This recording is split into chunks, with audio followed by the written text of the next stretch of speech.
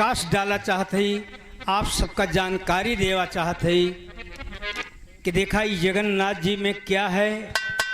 हम लोग जाते हैं, जगन्नाथ जी का दर्शन करते हैं और गया जी में पिंडा पारते हैं, पिंडा दान करते हैं जगन्नाथ जी में और गया जी में।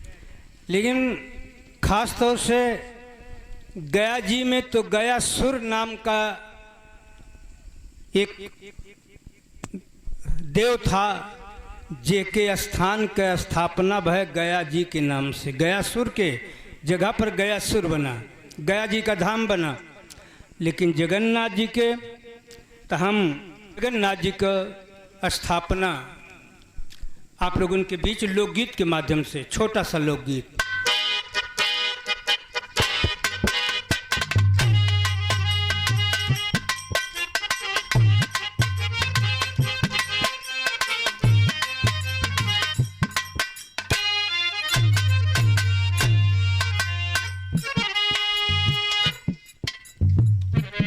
गीत कहना है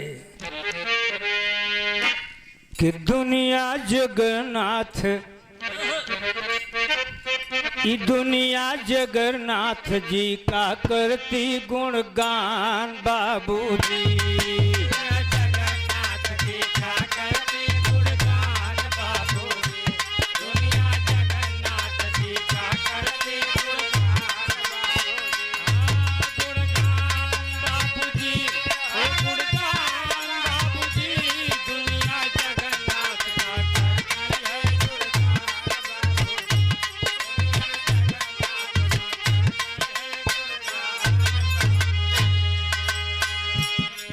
सुनने वाले बाबू, महाभारत खत्म हुआ, समाप्त हुआ। कुरुक्षेत्र के मैदान में बड़े बड़े वीर मारे गए। महाभारत के 36 वर्ष बाद, 36 वर्ष बाद प्रभा क्षेत्र तालाब में 56 करोड़ यदुवंशी आपस में मार मार के मर गए। भगवान कन्हैया वही प्रभा क्षेत्र तालाब के किनारे, अभी कथा तो बहुत बड़ी बा, लेकिन पहले जन्म में बाली को मारा था भगवान कन्हैया। वही बाली द्वापर युग में आके जरा नाम का बहलिया हुआ, और वही प्रभा क्षेत्र तालाब में के किनारे भगवान कन्हैया लेटा रहे। सर में दर्द हुआ, सर में दर्द होने का भी बड़ा कारण है, लेकिन अब हम लोग गीत गावत है बाबूजी, थोड़ा तो बहुत बड़ा वृत्तांत है। लेकिन यहाँ पर गुरु भगवान कन्हैया गुरु से कपट कर गए थे, यहाँ पर ये बात सिद्ध करती है। तो लेटा रहे भगवान, गांठी पे ऐसे तरवा के है लेटा रहे, वही गांठ के ऊपर ऐसे रखे रहे भगवान कन्हैया के। श्यामंतक मणि सत्राजीत यादव से मणि लिया था, वो मणि भगवान कन्हैया अपने मुकुट में लगाए रहे, वो मणि चमचम चमचम चमकत रही। बहलिया समझा कोई शिकार है, मार दिया, तारू में लगा, भगवान कन्हैया का स्वर्गवास हो गया, परम धाम को जाने लगे। तब यहीं से एक वृत्तांत शुरू होता है। हाय कहीं की छोड़ शरीर गयन यदुनंदन नंद बाबा के छैया।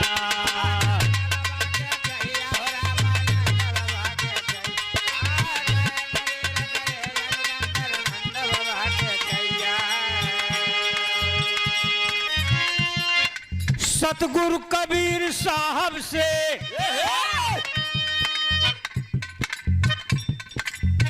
सतगुरु कबीर साहब से अरज कहना है भैया के सिर जन यही शरीर कै किहा दिहा स्थान बाबूजी।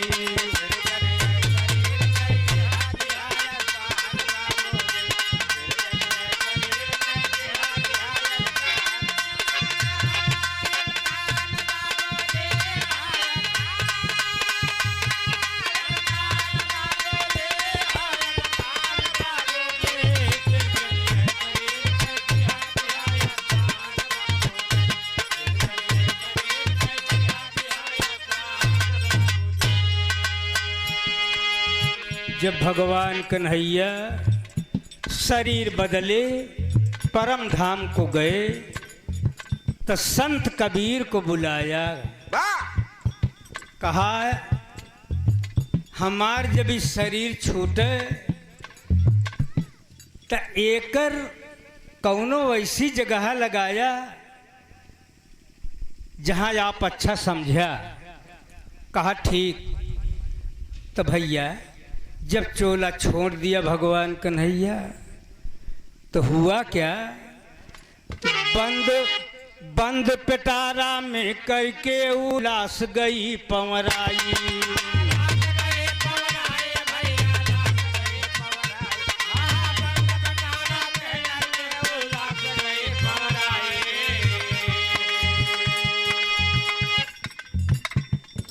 धारा धारा बहत पिटारा, धारा धारा बहत पिटारा पूरी उड़ी सायाई। राजा इंद्र दमन का सपना तब देखान बाबूजी।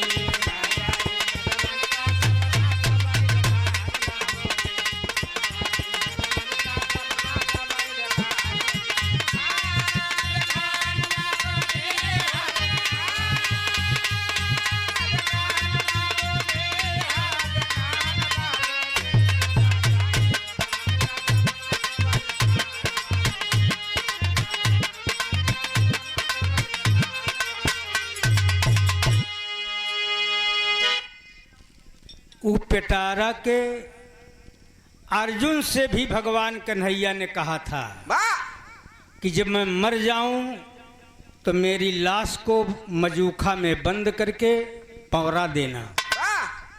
और कबीर साहब से कहा था कि मेरी लाश को किसी अच्छी जगह गड़वा देना, स्थापित करवा देना। भगवान कन्हैया जब शरीर छोड़ दिए, अर्जुन जी लकड़ी का मजूखा संदूक पिटारा बनवा के बंद करके छोड़ दिया। अब वो बहते बहते पिटारा उड़ीसा प्रांत जहां आज जगन्नाथ जी का मंदिर बना है, उड़ीसा प्रांत में जब वो लाश पहुंची तो उस समय वहां के राजा का नाम था राजा इंद्र दमन। ये गीत जो हम आप लोगों को सुना रहे हैं बोध सागर से सुना रहे हैं। वाह वाह वाह। राजा इंद्र दमन को सपना हुआ, ए राजा तेरे राज्य में एक मजूखा बहता आ रहा है, सवेरे जाके उसको पकड़ ले और पकड़ करके मंदिर उस लाश को दफना देना और उसी जगह मंदिर का निर्माण करवाना। राजा इंद्र दमन जब सुबह उठे, गैन जब दरिया के किनारे पहुंचे तो देखें तो वो पिटारा उसी वक्त आया है, खींच के लाए बाहर और बड़ा खुशी हुई, बड़ा खुश हो करके का करत हन कि राजा मन में हर्षित होई के मंदिर रहे बनाई।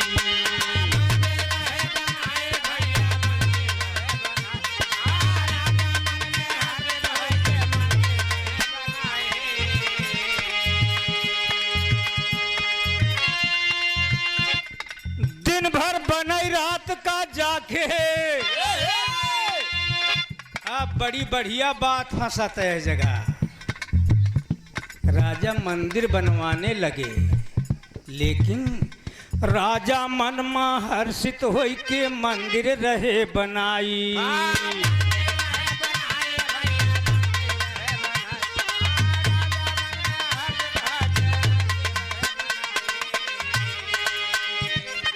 दिन भर बनई रात का जाके,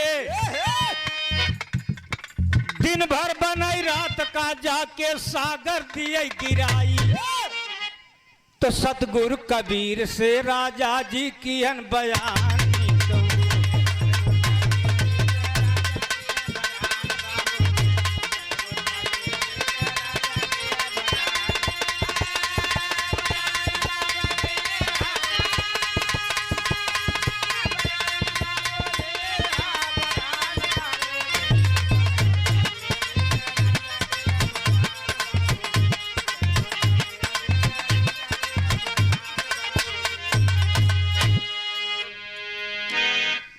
दिन भर मंदिर बने, शाम का सागर दरियाव लहर मारे, जितना बना रहा सब गिर जाए। राजा का बड़ा चिंता भाई। हे भैया, मनइन के नाही देवी देवता का बिगड़ी बात संत लोग सुधारा है। संत राम का बिगड़ी संत बनाया, कृष्ण का बिगड़ी संत बनाया, सदगुरु बनाया। जब संत कबीर के पास राजा इंद्रदमन गए, कहा सदगुरु दिन भर मंदिर बनत है, शाम का गिर जाता है। तब सदगुरु कबीर का करत हैं, मध्य अंतरा में मध्य भाग में साहेब जाके आसन दिया जगाई।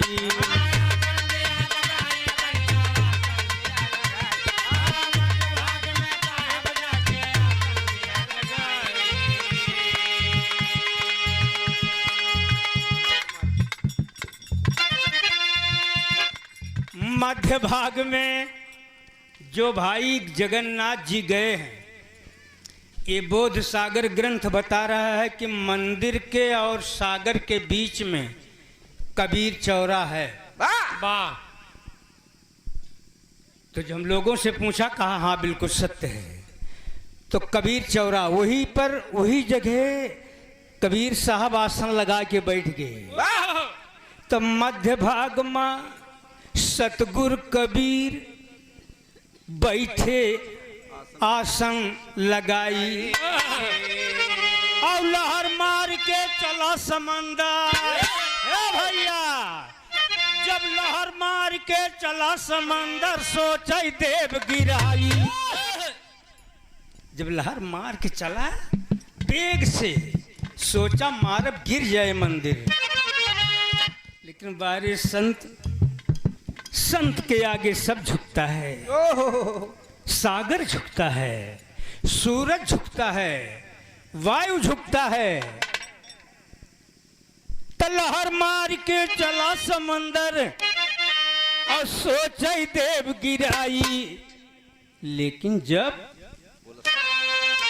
देखा कि संत बैठे हैं, तब का बोलता है कि बोला साहेब बंदगी चरणों में लपटान बाबूजी।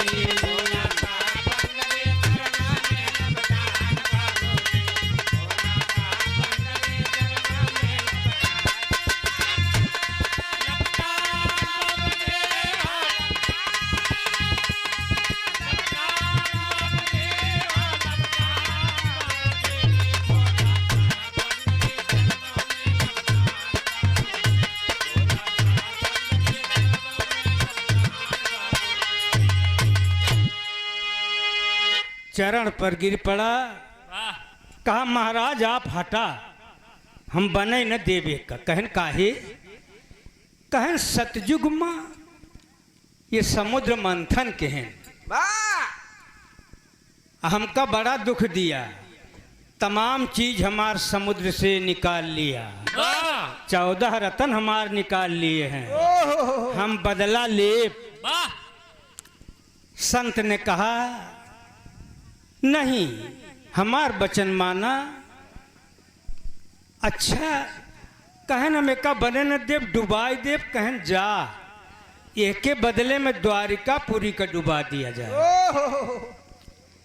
यहाँ पर एक बात बड़ी विशेष ध्यान दे के है हमका आपका, कि भगवान राम समुद्र मंथन के हैं तो बदला दे के पड़ता है।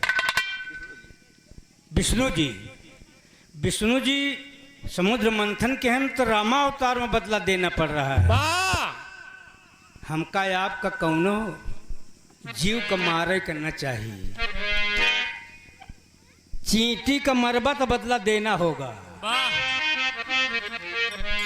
अगर मानव का जीने का हक इस धरती पर है तो चींटी, सांप, बिच्छखोपड़ी सबके जीने का हक है। मारना नहीं चाहिए। वाह इसीलिए कहना है का कहन ठीक है जा मंदिर बने। अब मंदिर बनैला तो अंतरा में मास्टर साहब कि मंदिर का निर्माण हुआ अब भंडारा कई बारी।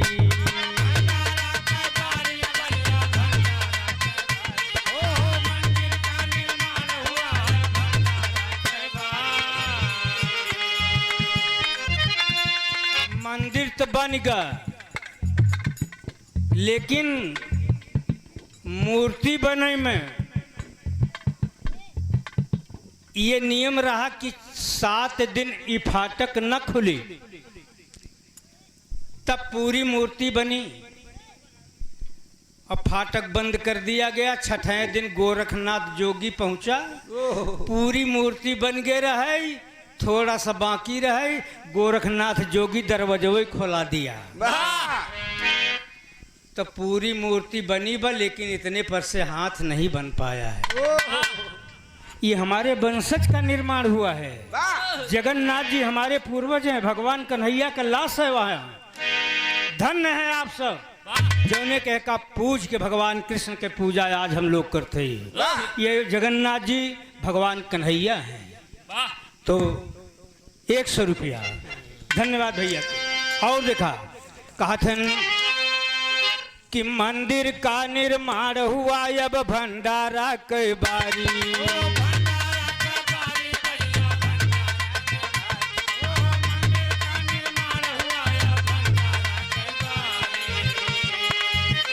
भोजन करने सब नर नारी,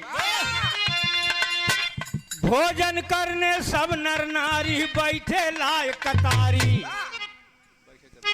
तो बैठे कबीर साहब, बैठे कबीर साहब सब ही का देखा बाबूजी।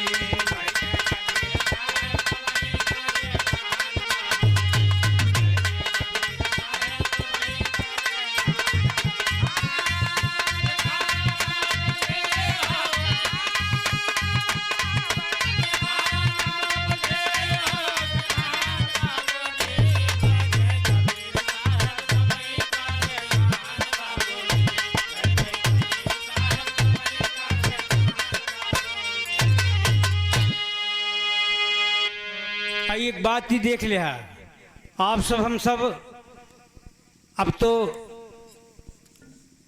अच्छा बात आएगी। प्रिंस की ओर से 100 रुपया हम आप लोगों से ही कही थे कि वैसे तो हम सबसे मांगी थे पसार के कुर्ता, कौनो जिला मंगावे जाई थे अपने हिराने में, तो हम 2 चीज मांगी थे, एक दारू एक मांस। का छोड़ दिया तो जौन लड़का के पढ़ाई में जौन दारू में खर्चा तो वो लड़का के पढ़ाई में खर्चा किया जाए। शिक्षित करो भैया हो।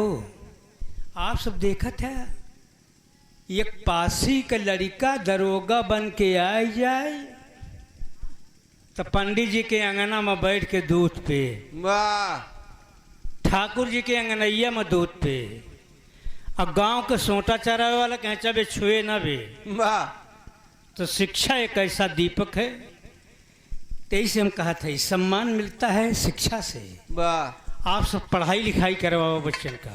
वाह। और नंद बाबा के घराने के आप लोग हैं, यही लिए हम प्रार्थना करते कि एका ससुरी का दारू तो बिल्कुल बाहर कर दो। आप सब घी खाओ और बच्चों को शिक्षा दो, इसीलिए कहना है।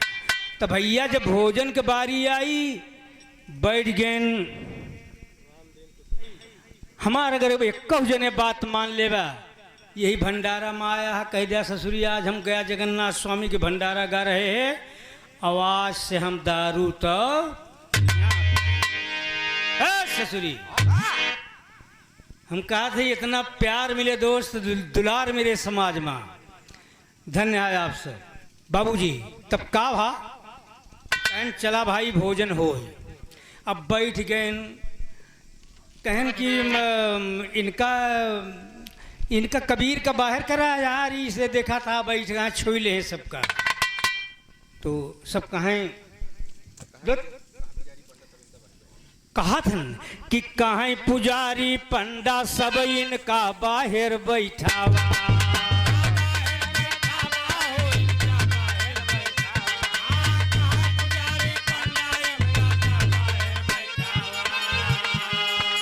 और सबके बीच माँ बैठा। अब देखा सबके बीच माँ बैठा जब एक कबीरा पावा। जितना बैठा रहा तिलकधारी जनेऊ वाले पंडा पुजारी कहने का भैया यारी छुई ले।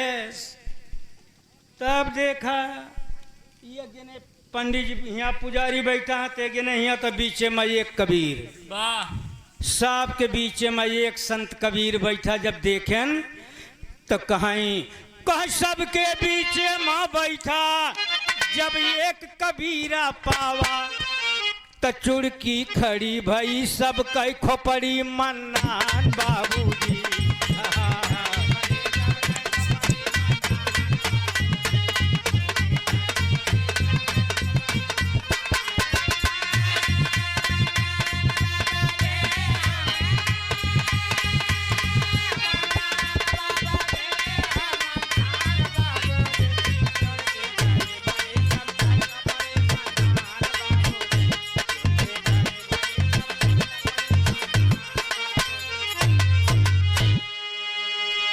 कहन दुत तोहार भला भाई छुई लेहस जैसे यस करें अंगूरिये चुई चुई खट खट बाहर गिरे। वाह साहेब जैसे करें यस अंगूरी चट से निकल जाए। वाह कहन बड़ा गजब हो गया। सब आय के तो अंगूरी कट कट चुवैला।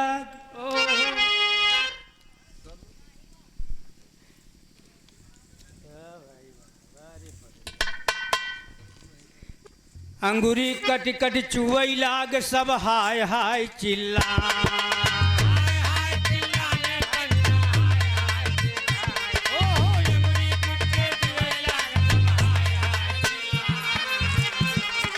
राजा इंद्र दमन साहेब से सब पंडा पुजारी भाग के राजा के पास आए। कहा महाराज जी देखा गलित कोड़ हो गया। तब राजा इंद्र दमन साहेब से अरे अर्जी जाई लगाए। कहीं की गलती क्षमा करा सब कहे लगे विद्वान बाबूजी।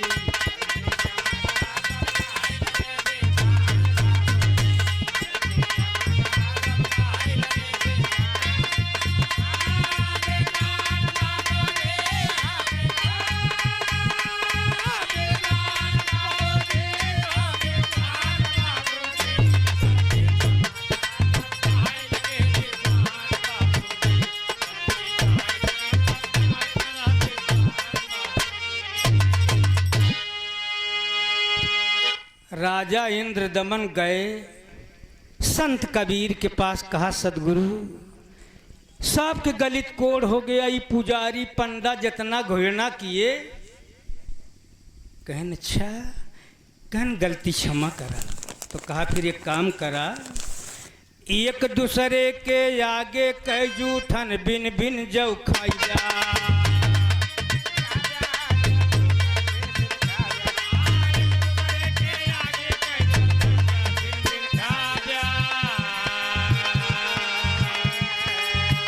यही जगन्नाथपुरी में आज जब एक दूसरे के आगे के जूठ बिन के जौन छिटके आहा उनके आगे के तू खा तोहरे आगे के वही खाए। तो हो ये कोढ़ तोहार ठीक जब छुआ छूत बिसरईबा तब ही होगा सब ही जन जन का कल्याण बाबू।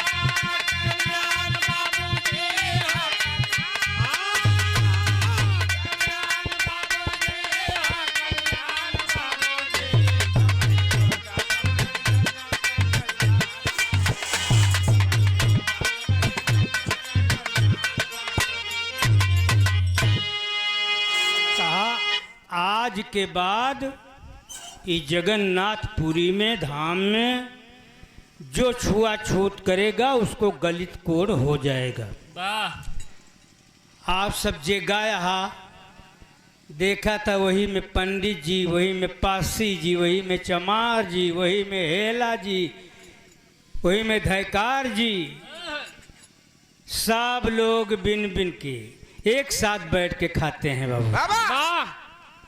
आज पुरुषोत्तमपुरी जगन्नाथ जी में उसी जगह से छुआछूत खत्म हो गई और जगन्नाथ जी के धाम से के नाम से वहीं पर भगवान कन्हैया की अर्थी विसर्जन हुआ। वाह।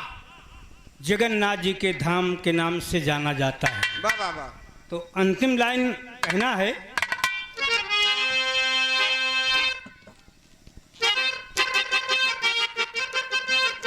ए भैया सब ही मानव बन के सब जन मानवता, सब ही मानव बन के बस मानवता से नाता जोड़ा।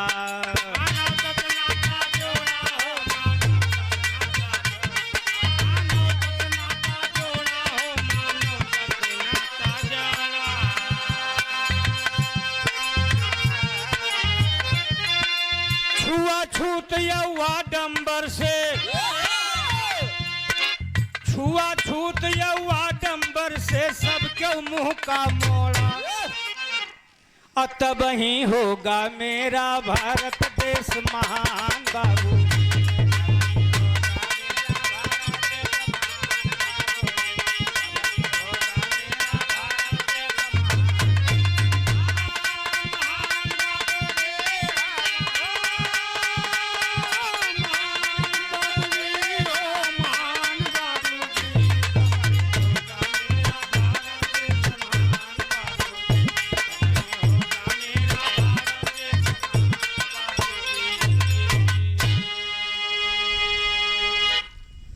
बाबूजी ऐसे भगवान कन्हैया का अर्थी विसर्जन हुआ और हम अपने पूर्वजों की स्थापना हमारे हुई।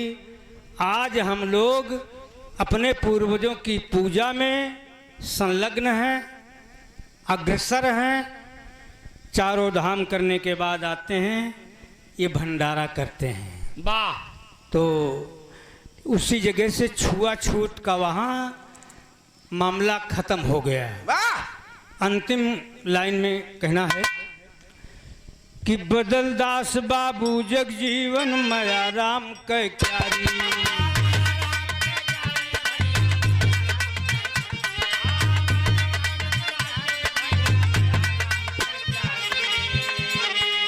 यादव जगन्नाथ जी सिंचन, यादव जगन्नाथ जी सिंचन बिरहा का फुलवारी। जी पी जी एस पाए दुनिया में सम्मान बाबू जी।